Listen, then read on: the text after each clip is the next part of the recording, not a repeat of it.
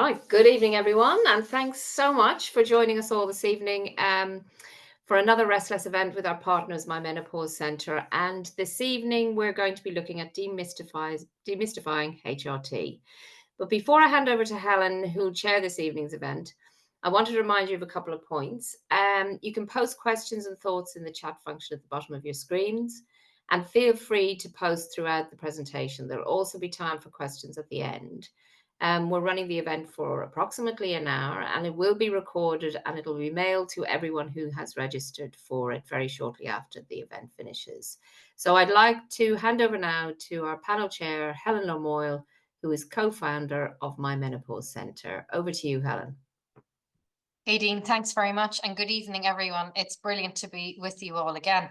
Dr. Manisha and I are really delighted that so many of you are joining us for a conversation on HRT.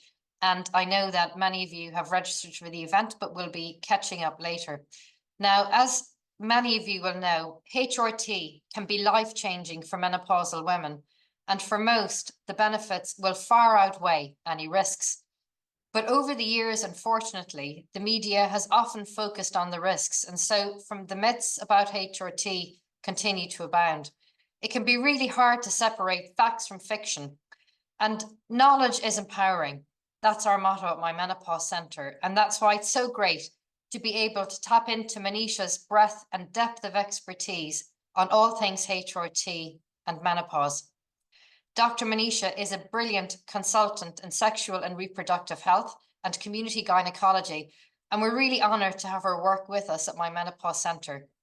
Dr. Manisha is also an NHS consultant and an honorary senior lecturer at the University of Leeds Medical School, and is the training programme director for postgraduate training.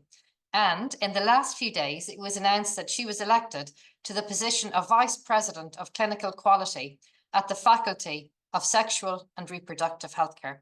Congratulations, Manisha, a well-deserved honour. So this evening, I'll be asking Dr. Manisha to cover with us the basics around what HRT is, the different types, including testosterone, as I know many of you have questions about it, the benefits and risks of taking HRT, HRT side effects, the most common myths, prescribable alternatives to HRT, and the questions that Dr. Manisha gets most frequently asked by her patients. Now, as Aideen mentioned, and as I've also mentioned in the chat messages, questions are really welcome. So please do pop them into the chat and we'll cover as many as you can. And I'll also pop links. We have an abundance of free resources on our website, loads about HRT. And as the ones that are relevant come up, I'll pop them into the chat as well. As Aideen said, the webinar is being recorded and we'll share online. So please remember that we're not permitted to provide any personal medical advice within the session, but can obviously comment on questions in a general way. And also, please remember, you should always talk to your medical professional before acting on any information provided. So, Manisha, welcome. It's great to be here with you. So if we kick off with a question around the basics, if you could just help us to understand what HRT is and what happens to our bodies when we take it. Thank you, Helen. Thanks for the kind introduction. I hope everyone can hear me properly. Do feel free to ask questions as well, as Helen has said, and you can pop it in the chat. So HRT stands for Hormone Replacement Therapy. And as we grow older, there is a period which we call the perimenopause, where the main female hormone, which is estrogen, starts sort of fluctuating. So it fluctuates from sometimes high levels to low levels, and that can last for about 8 to 10 years. When one slightly slides into the menopause, where actually the estrogen levels go sort of much down, and enough so that the body feels that lack of estrogen and feels the symptoms due to the lack of estrogen. So one of the main, so the HRT has 3 types of hormones: estrogen, progesterone, and testosterone. So estrogen is the hormone which actually helps with most of the menopause symptoms, or actually almost all the menopause symptoms. And the reason we give progesterone is for a woman who has a womb or the uterus, The lining of the womb can become quite thick if you give estrogen just on its own. So the reason we give progesterone is only to protect the lining of the womb. So if someone had a hysterectomy and didn't have a womb, then we could give estrogen only HRT. Apart from certain cases, which like endometriosis, which is sort of going into more details. So that is estrogen and that is progesterone. Estrogen comes in different types, and maybe that will be a question for the, and sometimes people tend to think HRT has the same risks as, say, the pill. But that is not quite true because the type of estrogen is very different. And the estrogen form in HRT, I'm sort of digressing, is less potent and has less risks than that of the contraceptive pill. Progesterone, as I said, is mostly to sort of protect the lining of the womb and often is the reason for the side effects sometimes. It can be given combined. Continuous HRT is when you give the same dose of estrogen and progesterone throughout the cycle. And that is usually given when women have been through the menopause for 6 to 12 months, maybe 12 months. And then the biggest benefit of combined continuous HRT is that you do not have a bleed on that. Apart from the first few months where you can have a bit of bleed till it settles down. However, women in their perimenopause or when they have only stopped their periods for about 6 months or within 12 months, then we give them what is called a sequential combined HRT. And sequential combined means, again, you get estrogen, which is the main sort of center of the HRT. You get estrogen every day of the month, but progesterone you get only for about 14 days or 12 to 14 days of every month, sort of to mimic a withdrawal bleed and to mimic a cycle.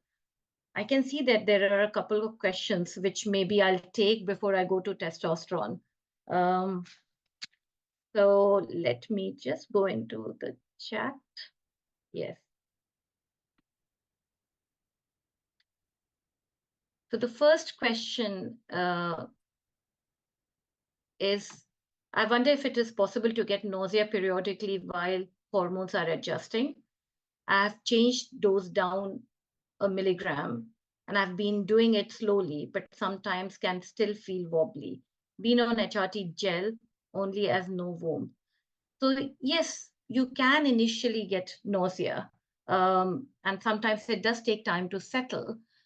What I sometimes tell patients is, usually we do say apply estrogen during the day in the morning. There's no set rules. But sometimes if you feel the estrogen is triggering the nausea, it may be better to put it at night so that you're asleep after that. And again, you're already on the gel, because if you were on an oral form of HRT, then we say that go to a transdermal estrogen form because you bypass the gut and the chances of nausea are less. But you're already on the gel. I hope that answers the question. The second question is, what age can you restart HRT? I was taken off it at the age of 58 after breast cancer. I've had night sweats and broken nights ever since.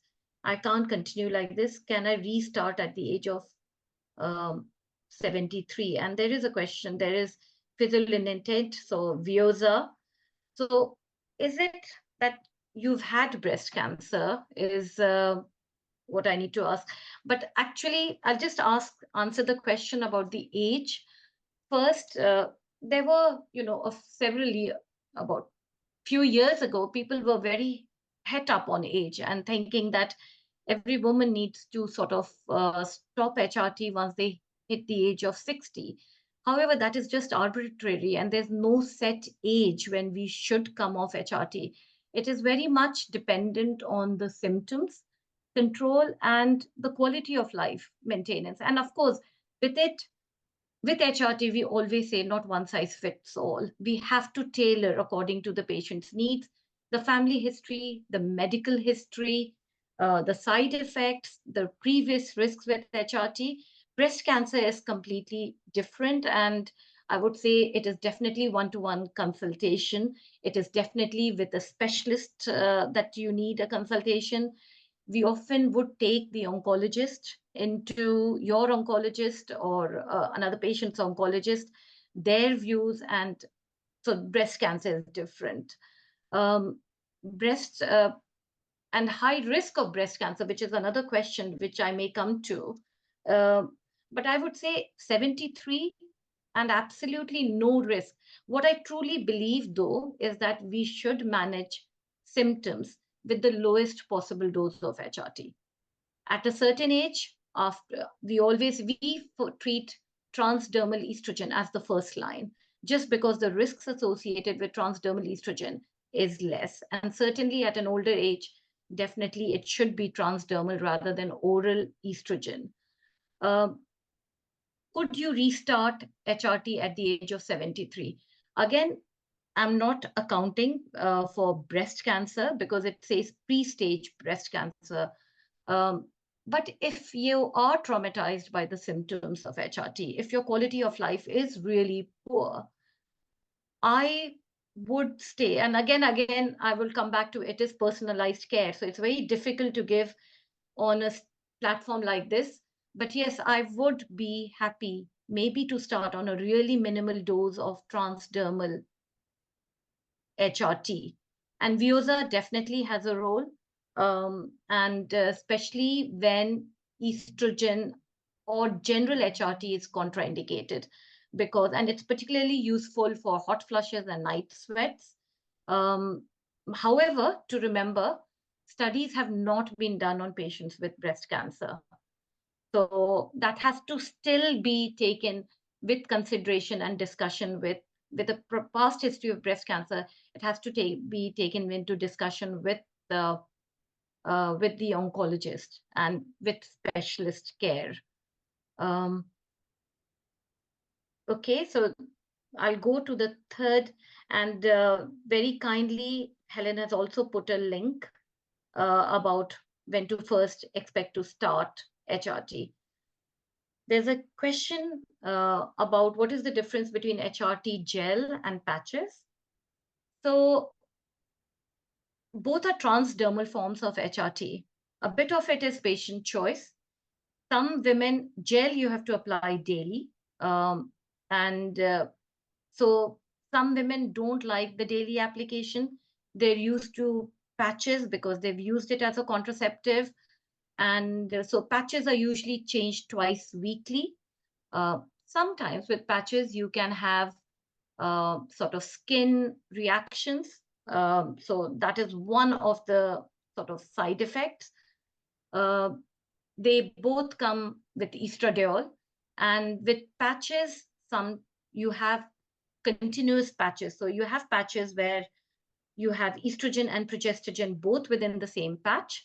So you can use them together. You have to apply one patch for both the hormones, while with the gel, you have to take another form of progesterone, especially if you have a womb. So you could match the gel with a progesterone like utrogestin, which is a micronized bioidentical progesterone.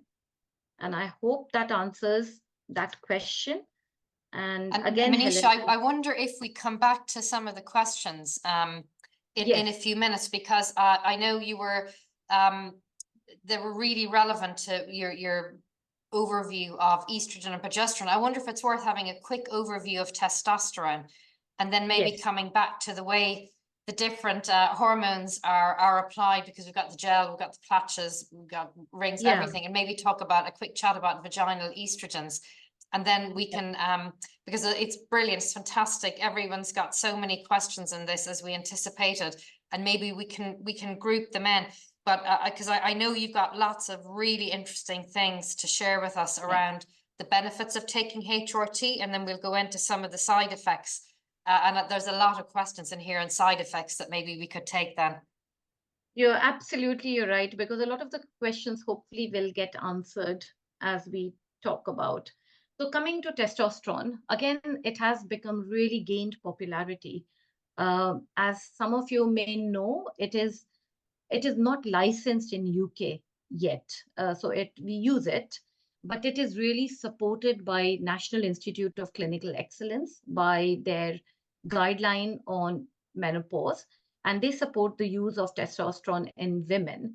The reason it is off-label or off-license is because when it was created, say the ones which are available in England, UK are Testogel, Testim, and Tosteron.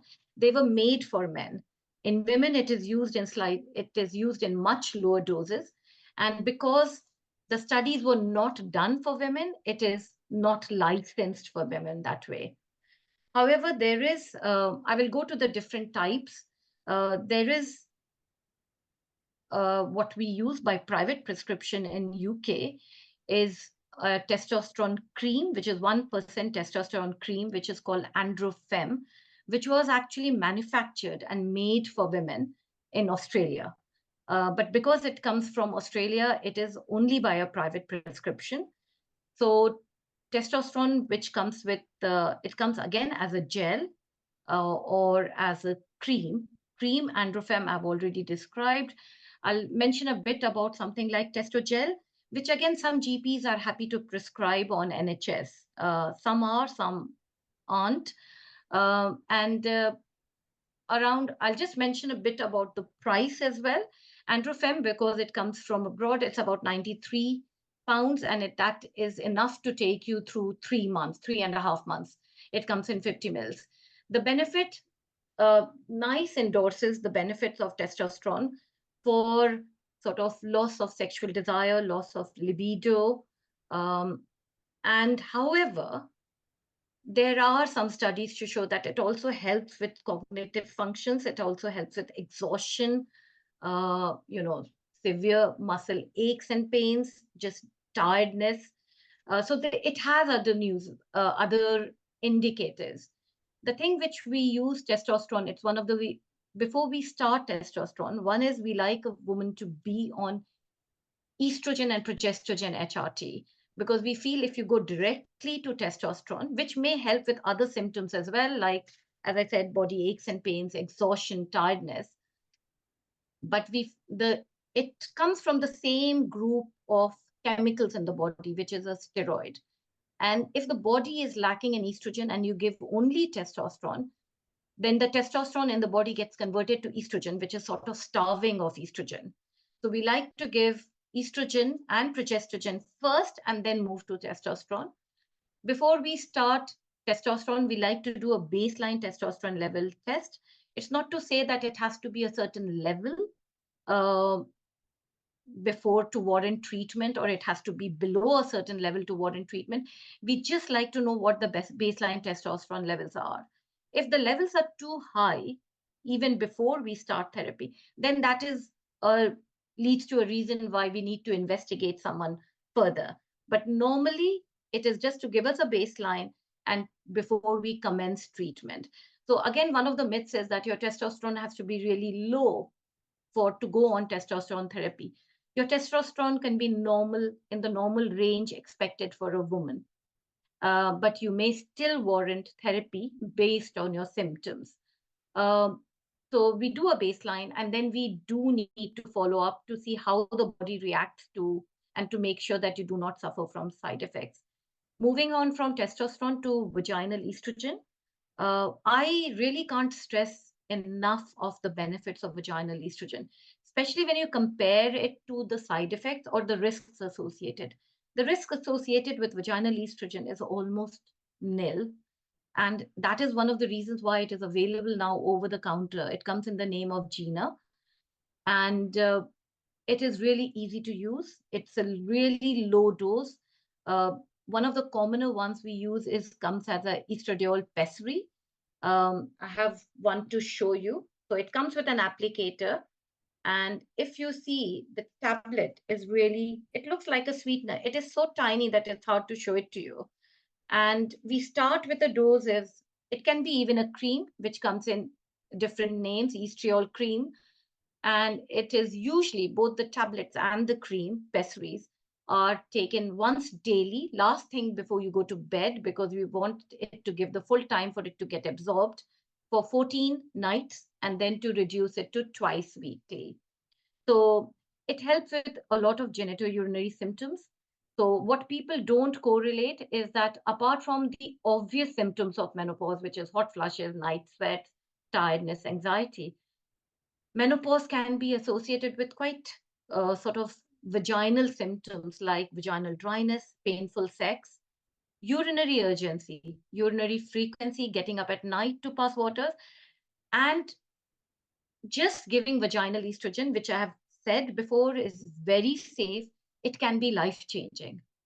So I have had patients who've had repeated horrible urinary tract infections and cystitis, and they have been investigated with all kinds of things like cystoscopy, and but nobody actually put two and two together that it can be simple vaginal estrogen.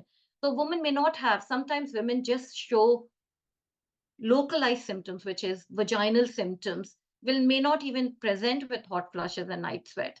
And because again, every woman is different. Someone's vaginal epithelium may be more prone to showing reduced estrogen side effects. So yes, that is, I would really stress on the benefits of that, and it takes away painful sex.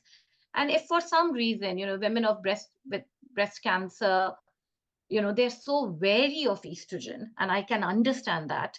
It is really not contraindicated, but one can be very wary of any estrogen when you've gone through the whole journey of breast cancer. Then there are non-hormonal vaginal moisturizer as well, which can help, and vaginal lubricants as well. So there is a whole host of ways we can help women with these symptoms. So Manisha, that I think it's such an important message because one, a lot of women aren't aware of vaginal estrogens, and as you say, all the symptoms that they can help with, and so many of those symptoms get worse as we age. Absolutely. So, but we know from other events, Manisha, that a lot of women are too embarrassed to speak to their doctor about these symptoms because they feel ashamed or they feel there's a real taboo. So what would you as a doctor say to people who have concerns or feel embarrassed or ashamed to speak to their doctor about these symptoms? Absolutely. I mean, it is really sad when we see patients who have been sitting on these symptoms, for 10 years, 12 years, not sort of wanting to ask a GP. Often a male GP can be even more, and and you just give them a simple treatment, and it can just change their lives. So from repeated urinary tract infections, repeated antibiotic treatment, and you give them antibiotics, that can often lead to thrush and candidiasis. So it becomes like a vicious cycle. So yes, I think we should, as health clinicians, we should ask about these symptoms, because not all women will will volunteer it. And I would ask you all to be more open, and nobody is judging. We all are going, 51% of the population is female, and it's not a unique problem. All of us go through menopause, and most of us will go through these symptoms. So please do ask, and ask for help. And it is also available over the counter if you do struggle to talk to people. Yeah. Does that answer?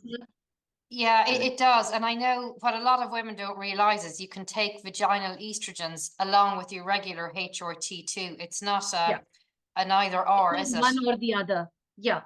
And actually, vaginal estrogen, because of the safety, we don't even call it HRT. It's a part of the whole thing, but it is so. The other thing which I think women don't realize, is that sometimes you can be, and again, this is digressing a bit, but I think it's good to share just general knowledge, is that you can be on, say, a contraceptive like progesterone only pill, and that causes vaginal atrophy as well, because uh, you're getting a lot of progesterone, and they uh, sort of put the ovaries to sleep, and women can then present, or even Depo-Provera injection.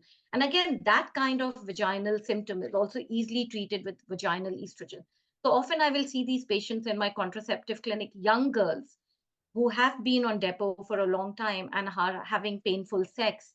And similar thing happens in breastfeeding as well. So it is important to ask for help, because these are very, very easily treatable conditions. And you can give vaginal estrogen on top of a progesterone only pill, on top of an HRT. They're not mutually exclusive at all. Yeah, no, fantastic. And while we're on the topic of contraception, then you'd have seen maybe a great question here. Thank you, Julie. A lot of people ask this question, Julie, is HRT a contraceptive? Absolutely not. In fact, that was one of my frequently asked questions, which I thought I'll put, or even a mythbuster. No, HRT is not in our group of MMC doctors. We've just had a conversation where someone has discovered that they were pregnant, and no, HRT is not a contraceptive. You need to carry on with a contraception till the age of 55. I say the age 55 because by then most women, almost 100% of the women we say, go through menopause. While we are talking about contraception, I'll also say that if you've gone through contraception before the age of 50, so you've stopped your period for a year, you've gone through menopause before the age of 50, so you've stopped your period for a year, but you're less than 50, you still need additional contraception for 2 more years. If you've gone through menopause after the age of 50, again, you still need contraception for 1 further year. And while we are on HRT and contraception, a good one to mention here is the levonorgestrel intrauterine device, commonly known as Mirena, which is a contraceptive. So that we often use as the progestogen element of HRT. It works for 5 years as the progestogen element of HRT. So you don't need to take an extra tablet. It has 3 crucial benefits. So it's also a contraception. It's been licensed for a contraception. This year, the licensing got increased to 8 years. So it acts as a contraception for 8 years. It acts as the progestogen of HRT. So you don't need to take yet another tablet. It is very safe. It is possibly the best at providing endometrial protection. And for that, it acts for 5 years. And the third great benefit is it is really good at stopping heavy menstrual bleeding. So it has several benefits with it. Yes, but HRT is not a contraceptive. Yeah, no, very clear, Manisha. And building it, you said, I've just put a link into an article. And before we move on to our next topic, maybe this is a great question here from Angela for you, because it links to the vaginal estrogen point. But I don't know if you can see her question there, Manisha. I can just see it. Is Angela Roberts, yeah? Yeah. I've been prescribed, I'm just reading it out. I've been prescribed vaginal estrogen, but I find it messy. I end up with thrush-like symptoms, uncomfortable itchiness. Is there a particular recommendation? I get hot flushes, night sweats, and vaginal dryness. So some women do find it stingy and can find it messy. So if you're also having hot flushes and night sweat, are you on systemic HRT as well? Is one question, because sometimes that can take, and there is another vaginal estrogen, which I found really, really helpful for many women, is something called estring, which is like a vaginal estrogen ring. Again, completely safe. Once it is fitted, it can be left in for 3 months. It gives that vaginal estrogen support for 3 months. And it usually does not cause the vaginal discharge or thrush-like symptoms, which sometimes vaginal pessaries can cause. Very easy to fit and very easy to remove. So there is something to say no. So does that mean, Angela, that I'm presuming you're not on HRT, but if you're also having hot flushes and night sweats, then it may be worthwhile considering systemic HRT, that is of estrogen and progestogen HRT. Brilliant, yep. Thank you. And I've got another question here. Somebody sent it to me directly. Thank you. And I am just going to come to it now, and because it's linked, it ties in very nicely to the Mirena coil question. So thank you, Tina. This is thank you for the nudge there. Tina, 65, she's had a Mirena coil inserted along with Everil 50 following continuous bleeding since last September. But she's had heart and breathing difficulties, so her GP has put her on Everil 75 patches. But she's found her womb lining has thickened to 15.5 millimeters. So she's worried about the risk of cancer and feels like she should come off HRT. Now, I know you don't have her whole medical history, but in as a general point, Manisha, what advice would you give her? So you've got a Mirena in already, is it Yeah. right? Yeah. And still having endometrial thickness and having irregular bleeding. One is if this bleeding has been going on for a while, then possibly I'm hoping you've had a transvaginal ultrasound scan, which is the reason why it is 15 millimeters has been noted. Usually with Mirena, we say that you don't need to titrate the level of the estrogen because Mirena is enough to give endometrial protection for something. So it may be worth looking into an endometrial biopsy just to be absolutely sure, because the lining of the womb is thick, sort of thick for HRT, which is 15 millimeters for combined HRT. It doesn't really go with the picture of Mirena, but I think it is worth looking into having an endometrial biopsy. Again, as Helen said, it's very difficult to know what the picture is without going through the notes in full. But something maybe like a hysteroscopy and endometrial biopsy, it's also linked to age, what age, how long you have been on HRT, and how long the Mirena has been in. But as such, Mirena is first-line treatment for endometrial hyperplasia. So if there is thickening of the lining of the womb, in some ways, this is the right one. And it may be worthwhile repeating an ultrasound scan 6 months later to see if Mirena has actually taken an effect and if the lining has become thinner now. So I would say maybe look into endometrial biopsy, maybe look into going to a different type of HRT. If you've been through the menopause for a longer time, then maybe considering something like a combined continuous patch, because for some reason Mirena is not working here, or higher dose of utrogestin, which is micronized progesterone. So there's a few things we could give, and we could even look into desogestrel tablets. So I know I'm going into a bit of specifics, but there's a few things we could trial out to reduce the bleeding and to look into thinning out the endometrium. Okay, brilliant. Thank you, Manisha. Now, again, I know we've got lots of questions coming in, but before we come back to look at them, because a lot of them do link to side effects. So you've given us a really good overview of estrogen, progesterone, testosterone, and also vaginal estrogens. Before we move on to the overall benefits of HRT, I wonder if you could just say, how do you help people, the women you see in your clinic, decide what type of HRT, so how to apply it? Should they take a patch? Should they take a gel? Should they take tablets? Because there's such a different way of, so many different ways of taking HRT now. And sometimes, especially when you're new to this, it can be a bit overwhelming to figure out what's right for you. So how do you guide your patients, Manisha? Yes, so I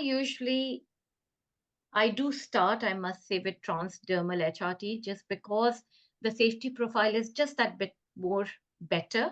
And some of the side effects, as I've already mentioned, like nausea, or can be slightly less with transdermal compared to the oral.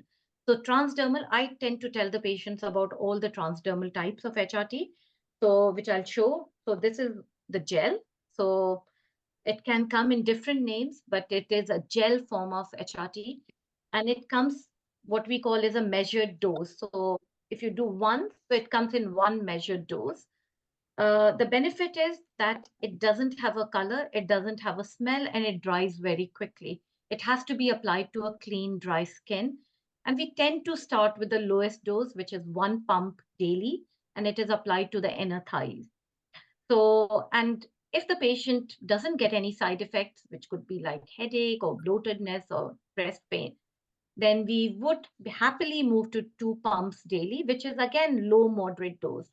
The second is a patch, which is applied again below the waist.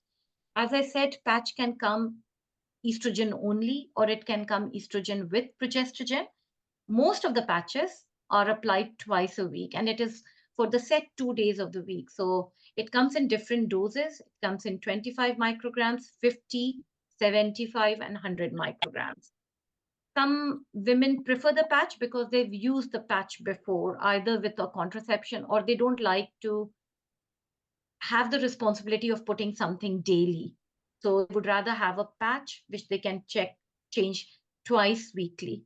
The third is a spray.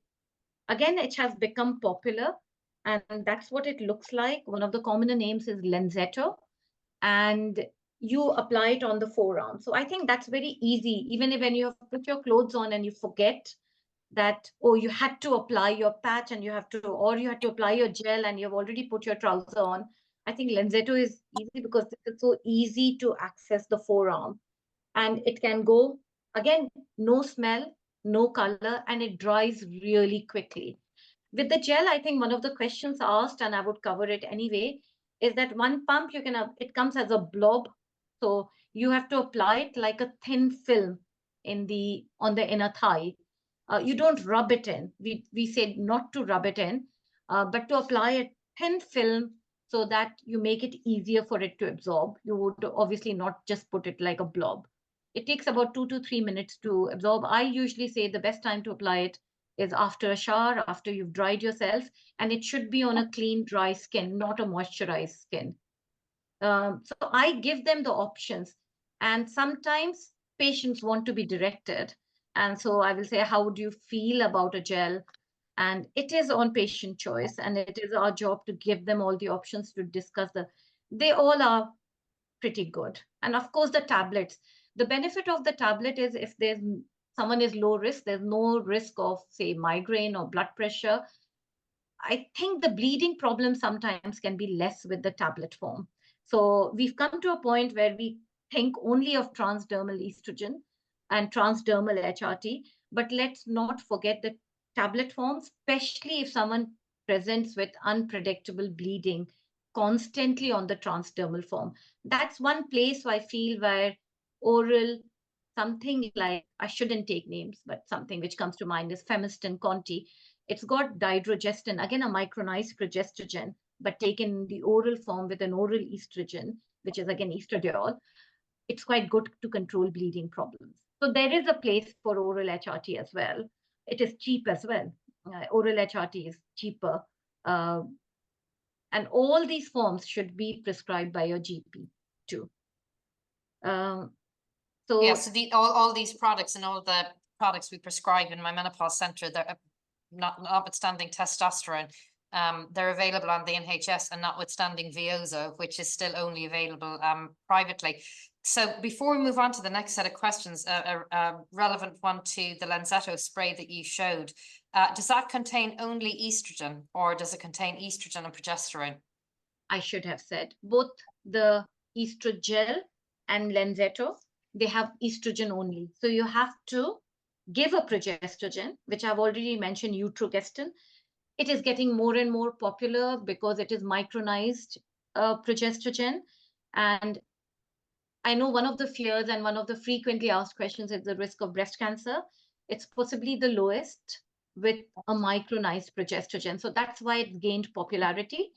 And it is, again, it's quite the other benefit of utrogestin as a progestogen is it is also a sleep inducer. So it helps with sleep as well. So we give it at night.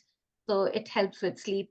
But yes, both estrogel and Lenzetto or any other estrogen-only patch, they all need to have progestogen cover, which could be utrogestin, which could be Mirena, which could be some other form of progestogen as well.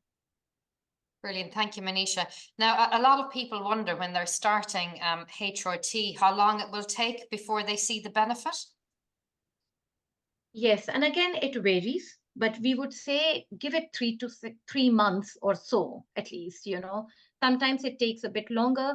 And again, I think it is also dependent on the symptoms. Some symptoms you'll see a quicker effect. So symptoms like hot flushes and night sweats, I feel responds quicker to HRT because it is that almost the body starving of estrogen. And you give estrogen and that symptom gets better quite quickly. Things like exhaustion and things like anxiety, tiredness, general aches and pains, itchiness. Itchiness, again, I think responds pretty quickly to HRT. But other symptoms like anxiety, palpitations, mood changes, give it more time for HRT to work. Give it 3 to 6 months at least, I would say. And if it doesn't work beyond that, then we need to see whether you're absorbing it well. Do you need another form of HRT? Yes, but I would say you need to give it some time for it to work. But it is also symptom dependent. Yeah, brilliant. Because that question comes up so much. And then we've had another very good HRT related question, Manisha, around the HRT products that we prescribe in the clinic. Are they all body identical? We get a lot of questions around body identical, compounded HRT, synthetic HRT. It might be worth giving an overview so people know what they're getting that's regulated from us, from the NHS, and what's compounded and not regulated and very, very expensive. Yeah, so there are two words, which is regulated bioidentical HRT and compounded bioidentical HRT. And there's a really good paper in the My Menopause knowledge section about it. So we use only regulated stuff. When we say things like bioidentical, or it means that the estrogen, which we are giving, estrogen is the mainstay, is biochemically similar and identically to that produced in the body by the ovary. Yeah. So just very quickly, I'll go. There's 3 types of estrogen which is produced in the body. The first one is estrone, which is produced by, not mostly by the ovary, is produced, and it's a very weak form of estrogen. So that in itself is not enough. The commonest and the most potent form of estrogen, which is produced by the ovaries, is estradiol. Yeah, and that is what we use in all the HRT which we prescribe from us, and they are bioidentical. And the third one is estriol. Again, just for knowledge sake, it is the one which is produced by the placenta. So again, not used. The other thing which Helen mentioned is synthetic estrogen, which is completely different to bioidentical estrogen. Synthetic estrogen is something like ethinyl estradiol, and that is produced, as the name suggests, it is produced synthetically. It is not like the body estrogen, and it is a much more potent. So the risk, say, of venous thromboembolism, the risk of stroke, heart disease is much more, and we are much more cautious in our use of synthetic estrogen compared to bioidentical. So combined pills, for example, combined hormonal contraception, they have the synthetic estrogen. Yeah, because the estrogen needs to be that potent to actually lead to stop ovulation and to act as a contraceptive. So, and biocompounded, they are the ones which are produced. So they are called bioidentical compounded HRT, and they are produced by, which is not regulated. And they are usually produced by private pharmacy, and they're used by, so it's not something we endorse, or it's not something we use, and it is not under the regulation of NHS as well. And it is not endorsed by the NICE guidelines. Yeah. So yeah, I would they're be very, very expensive. And they're very expensive because they are produced in small quantity. So yes. Yeah, so thank you, Carrie. Hopefully that answers your questions there. We have lots of questions coming up about progesterone. I wonder if we come back to them in a moment, but and because I can't believe it, we're already 3/4 of the way through the webinar. But I wonder, Manisha, Dr. Manisha, it would be fantastic if you could just give an overview of, you've already touched on where HRT can help.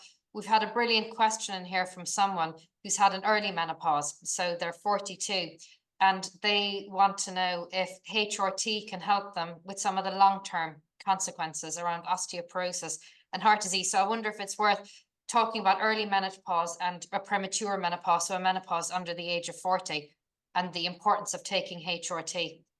Yeah, that was one thing I would choose to talk, because that is one condition which is almost like a no-brainer. You do need HRT. And it is actually because the body has been deprived of the benefits of estrogen before, well before it intended to. So the average age of menopause is around 50. And and sort of the long-term consequences, apart from the immediate benefits and the symptom control, is osteoporosis. So HRT estrogen is what we call osteoblastic. So it causes regeneration of the bones. It helps to maintain bone strength. Uh, so definitely lack of estrogen at an early age and to be devoid of that can lead to osteoporosis. In fact, there is a place for bone scans and to keep an eye on the bone health when one goes through premature ovarian insufficiency and failure. So that definitely is one of the big ones. Again, cardio protection. So the HRT given, so estrogen protects the heart as well. It protects against stroke and other sort of cardiovascular incidents. And it given it is to be given to maintain the protective effects of estrogen before that. So definitely for these two, this uh, and again the symptom control of sort of hot flushes, night sweats, palpitations, other symptoms as well, but definitely long-term effect. There's also some studies to show that, and I'm not talking only of premature ovarian insufficiency, but HRT, that it has a benefit with regards to protection against bowel cancer. There's some evidence to show that. Uh, Even again, there are myths that can HRT be used with diabetes. Actually, there is some evidence to show that it can actually help because it prevents insulin resistance to some extent. So actually, it can be a benefit rather than a risk with regards to diabetes. But definitely premature ovarian insufficiency also to protect. Yes, it's definitely without doubt there is a role to give HRT. That's one place. Otherwise, it can negatively impact on the long-term health of the woman. So Yeah. it is. Yeah. Really clear, Manisha. Thank you. And linked to the question from the lady who's had an early menopause, how long should somebody take HRT? So with premature menopause, we say that it is not even, it's like a treatment. You have to give it a treatment. You would give it as a treatment till the average age of menopause. But there is enough evidence to say that you can continue with it. An average age of menopause, I would say 50, 52. So till then, it is an active management of premature ovarian insufficiency that you have to give HRT to protect the things I've mentioned. But beyond that, again, it is then like HRT as a supplement to keep your quality of life, to prevent symptoms. So obviously, then again, as I said, there's no age to stop HRT. It is very individual. It is very dependent on symptoms. It is very dependent on side effects. It is very individual to the woman. But I wouldn't say there is an age to stop HRT. But till the age of 50, it is a necessity.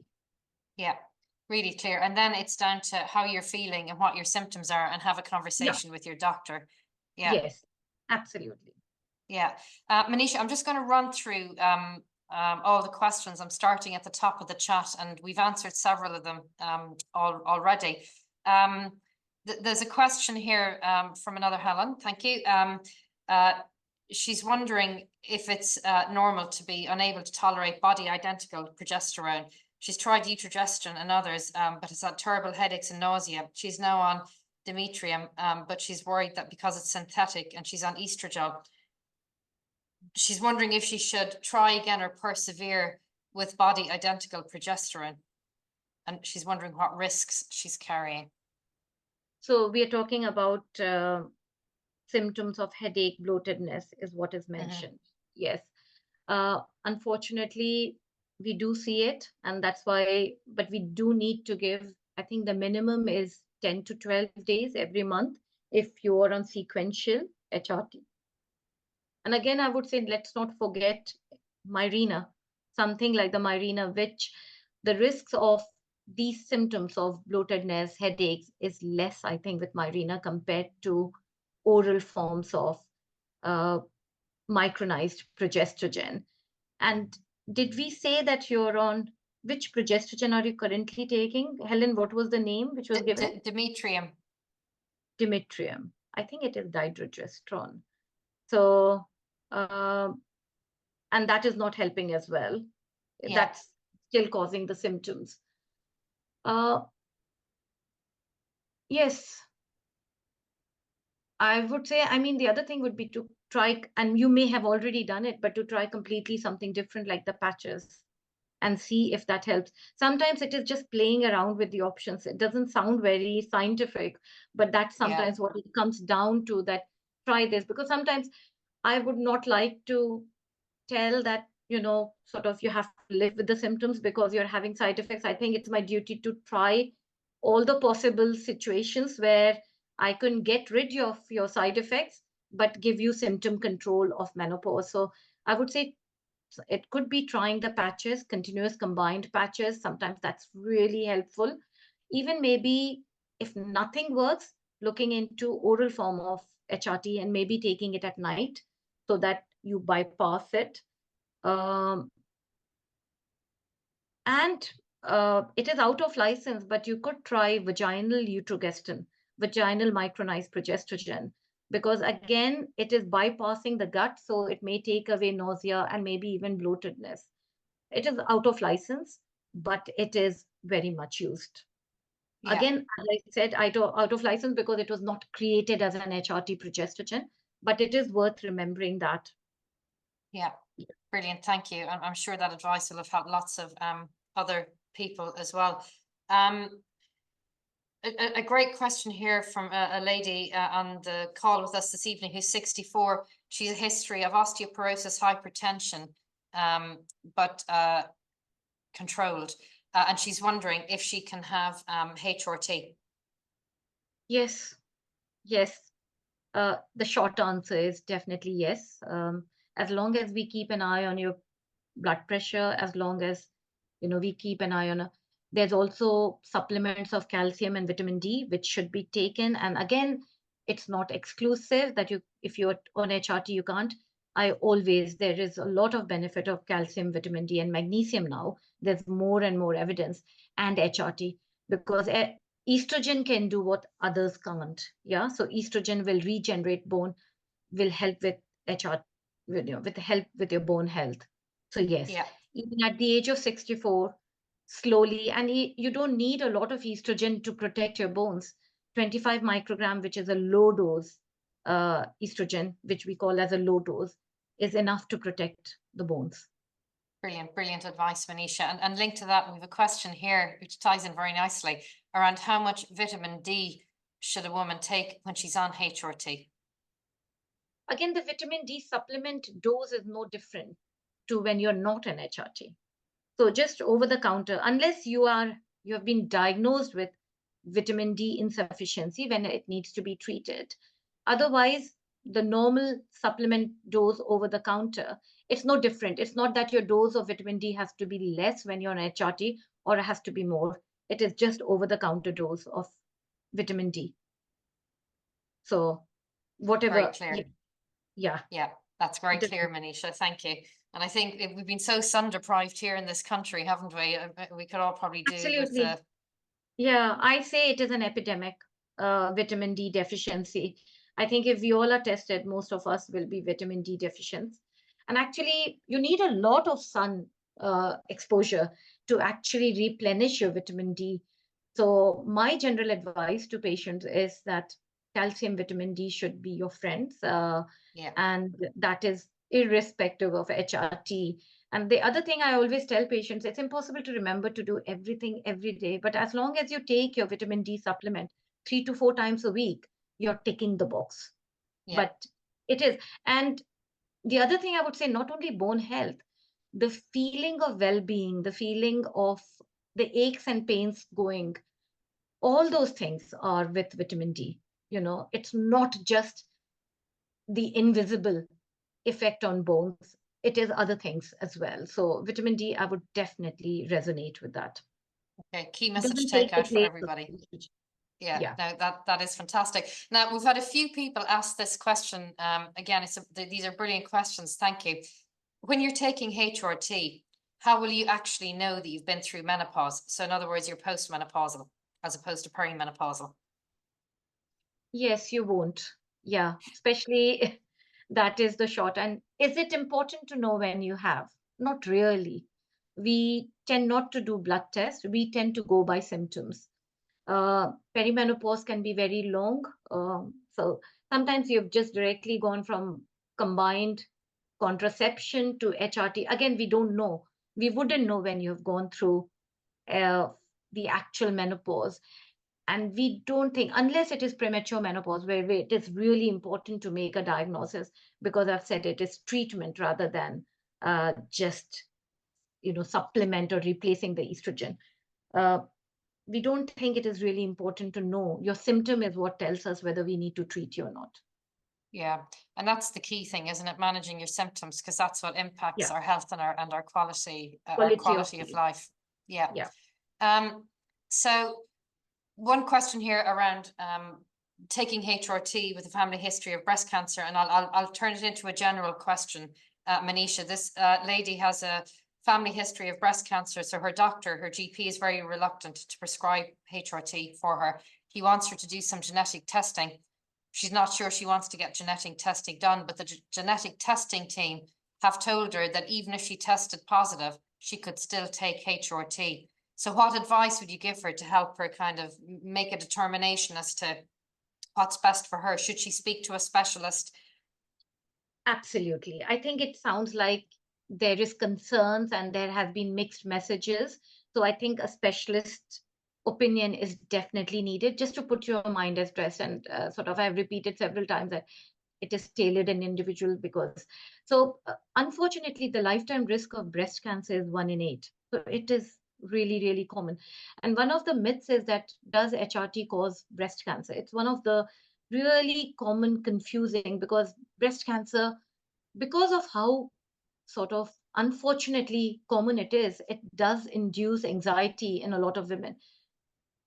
So HRT does not induce the cells to change and become cancerous. There is enough evidence to show that. There's no, HRT doesn't cause that. If a woman is high risk, now we define the risk. So I'll just go into a bit more detail. So 1 in 8 is general risk. If you have one relative who had breast cancer, but after the age of 50, just one relative, your background risk is almost as low as the general population, which is mostly age dependent. Yep. However, if you have one relative who had breast cancer under the age of 40, or you have two relatives who had breast cancer around the age of 50, or you have a male relative who's had breast cancer, or you had a first degree relative with bilateral breast cancer in both the breast, you're deemed at moderate to high risk. And so is, the gene. So if you're BRCA gene positive, again, you're deemed moderate to high risk. Again, there's no set rule whether it is an individual discussion. It is weighing the risks and benefit. I would say that it is not blanket contraindicated at all, even with moderate and high risk, but it is definitely something which needs a discussion. So what each estrogen does, so estrogen only HRT, especially the transdermal form, is set to only. So if you don't have a womb and you can get away with estrogen only without progesterone, it is said to not increase the risk of breast cancer.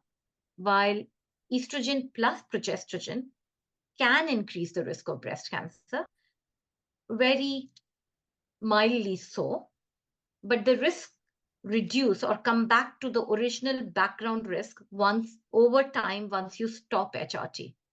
So the risks don't exponentially just continue to rise. It will come back to the background risk when you stop HRT. However, the time it takes to come back is dependent on how long you are on HRT. The other thing which has been proven is that if you're you were high risk and you take HRT, it won't bring on the breast cancer, because one would develop breast cancer just because of the natural history, because of the risk. But it may present the breast cancer sooner. So it may change the timeline of the breast cancer appearing. The other fact is that, and again, it's not a very pleasant thing to say, but the mortality doesn't increase with HRT. So while HRT may bring the breast cancer sooner, it doesn't change the mortality rate. It doesn't change that rate at all. So those are the things we can say with confidence. But I would say for things which cause this kind of debate and anxiety, so when you're moderate to high risk, instead of the risk being 1 in 8, which is a lifetime risk, over a life, a woman has 1 in 8 chance, your risk increases to 1 in 4 to 6. So it is much higher risk. And it is something which needs to be discussed. Again, it is weighing the quality of life. It is weighing vaginal estrogen, again, can be taken without much, thing. And estrogen, one has to be cautious with moderate to high risk. And it has to be done with a detailed risk-benefit discussion. Yeah, and it's a very individual discussion then. It's a really, see a specialist and have the conversation and look at your quality of life. Yes, absolutely. It's weighing so many things, the degree of your symptom, how much it is impacting on your quality of life. The other thing I would always say, which I intended to say anyway, is that let's not forget the benefits of lifestyle and the benefits of exercise, healthy eating, weight loss. While we are on breast cancer, 2 units of alcohol daily have a higher risk than HRT, and 2 units is a glass of wine. Yeah. Body mass index, which is the weight over 30, has a more higher impact than HRT has. So there are other things which increases the risk, which is not as talked about, unfortunately, is that which increases the risk of breast cancer. Breast cancer, yeah. No, look, that is very comprehensive and very clear. And it clearly, when you're in that position, it must be a very, very difficult position to be in. Absolutely. And lots of decisions and things to debate. So really finding the right person, the right medical specialist doctor to speak to, and getting the advice and support that's right for you, I think is key. There's one last question that I wonder if we could just finish on, and then we're slightly over time. But Renee, thank you very much for waiting patiently. But and I think this is a great question to finish on, Manisha, because we're all about empowering women, and about putting the evidence and the information out there. And Renee was in full menopause at 42. She's now 56, but she still has brain fog. She's got osteoarthritis in her knees. And her question is it worth trying HRT at this late stage? You know my answer, I would say. That's, I think we'll end on a high, because you're worth it, Renee. Yes, absolutely. Absolutely. It is definitely worth a conversation. It's definitely, osteoarthritis and symptoms, they have an impact on the quality of life. You've already suffered with, so I would say definitely there is a role. And, your age is not what I would call, you're in your 50s. There is, a full several years to look forward to with a good high quality of life. So I would say there's definitely a role for HRT. Yeah, I think so. I'm 56 as well, Renee, and I just think, I've got another 40, 50 years ahead of me, and I'm sure you do too. And who doesn't want to kick ass and feel good? It's way too soon to be resigning oneself to aches and pains. And I think the motto for every midlife woman should be, because you're worth it. Absolutely, you're worth because you're very much worth it. Yes, absolutely. And the other thing you mentioned, brain fog. And because we spoke on testosterone, and there's a lot of talk around brain fog and, how it impacts.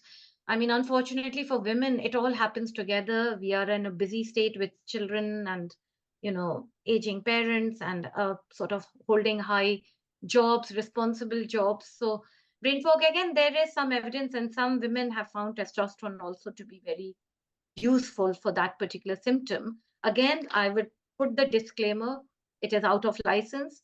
and NICE supports it mainly for loss of libido and sexual desire, but women have found it useful for brain sleep as well. Yes. Important to call it out, Manisha, because we need more investment in women's health and in research around women's health and menopause in particular. Yeah, especially cognitive symptoms and those things which are, those little things which really add up towards our quality of life and our confidence and, the word empowering. We need all that to feel empowered, to feel confident, to feel that our memory is not suddenly going away. So yes. Brilliant. Well, Manisha, look, you can see from the comments, people really appreciate your expertise, and thank you so much for sharing your time. I know you've had a busy day at work and you've come on tonight's webinar, so I'm going to hand back to Aideen now, but thanks a million. And everybody, I've put a link into our symptom checker. We cover 40 different symptoms of menopause because sometimes women don't realize that their symptoms are linked to menopause. So educate yourself and look for the solutions. We have a ton of free information on our website. I put a link into our free Facebook group as well, where we share lots of information and advice. So Aideen, back to you. And thanks a million, everyone, and have a lovely evening. It was nice to see such an interactive audience, so many questions. Great questions. Also makes time pass very quickly. And I hope you find it of benefit. And I hope it has demystified HRT to some extent. Yeah, thanks. That was such a great event. Thanks so much to Helen and to Dr. Manisha. Extraordinary amount of information shared this evening. I am guessing a lot of people will watch again.